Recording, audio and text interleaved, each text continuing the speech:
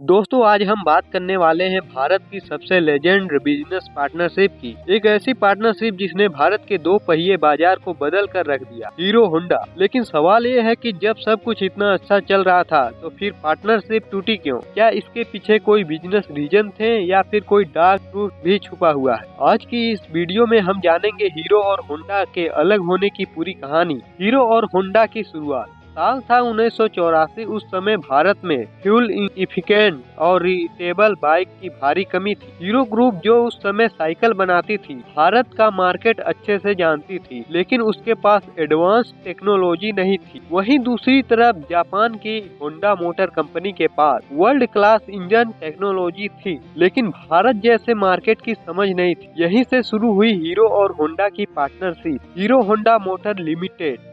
Success की कहानी। Hero Honda की बाइक कम मेंटेनेंस, बेहतर माइलेज और स्ट्रॉन्ग इंजन के लिए जानी जाने लगी। स्प्लेंडर, फैशन, सीडी 100 जैसे बाइक हर मिडिल क्लास इंडियन का सपना बन गया। कुछ ही सालों में हीरो होंडा भारत की नंबर 1 टू व्हीलर कंपनी बन गई। सब कुछ परफेक्ट लग रहा था, लेकिन असली कहानी यहीं से शुरू होती है। अंदर ही अंदर बढ़ती समस्या। हीरो होंडा भले ही एक स्ट्रॉन्ग कंपनी दिख रही थी, लेकिन अंदर ही अंदर पावर इनबैलेंस बढ़ रहा था। सबसे बड़ी समस्या टेक्नोलॉजी कंट्रोल। होंडा कभी नहीं चाहता था कि उसकी करोड़ टेक्नोलॉजी पूरी तरह हीरो के हाथ में आ जाए। हर नई बाइक, हर नया इंजन होंडा की परमिशन से ही आता था। होंडा प्रोडक्शन और सेल संभालता था, लेकिन इनोवेशन पर उसका कंट्रोल नहीं था। होंडा का हाइडन प्लान। होंडा की लॉन्ग टर्म प्लानिंग कुछ और ही। वो भारत को फ्यूचर का सबसे बड़ा टू व्हीलर मार्केट मान रहा था और चाहता था कि वो यहाँ अपनी इंडिपेंडेंट पहचान बनाए। होंडा नहीं चाहता था कि हीरो होंडा उसकी फ्यूचर कंपटीशन बने।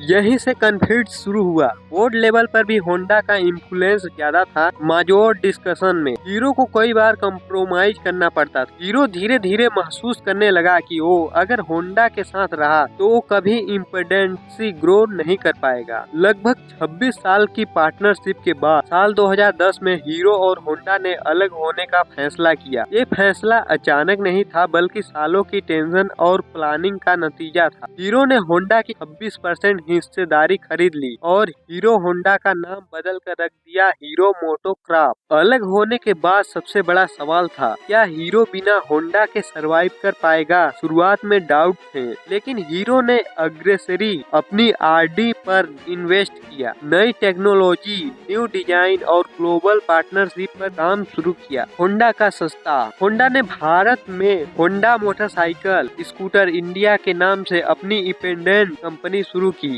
एक्टिवा जैसे स्कूटर ने होंडा को भारत में दोबारा मजबूत बना दिया। आज हीरो मोटोक्रॉप और होंडा दोनों अलग अलग रास्तों पर हैं। हीरो मार्केट लीडर बना हुआ है और होंडा टेक्नोलॉजी ड्राइवेन ब्रांड। ये बैकअप किसी फेलियर की वजह से नहीं, बल्कि कंट्रोल, फ्यूचर विजन और इंडिपेंडेंट की वजह से हुआ है। कभी कभी सबसे सक्सेसफुल पार्टनरशिप भी एक समय के बाद बोझ बन जाती है। हीरो और होंडा का अलग होना ये साबित करता है कि बिजनेस में इमोशनल नहीं, स्ट्रिंग डिसीजन लिए जाते हैं। अगर आपको ऐसे ही रियल बिजनेस स्टोरी पसंद है तो वीडियो को लाइक करें और चैनल को सब्सक्राइब करना न भूलें।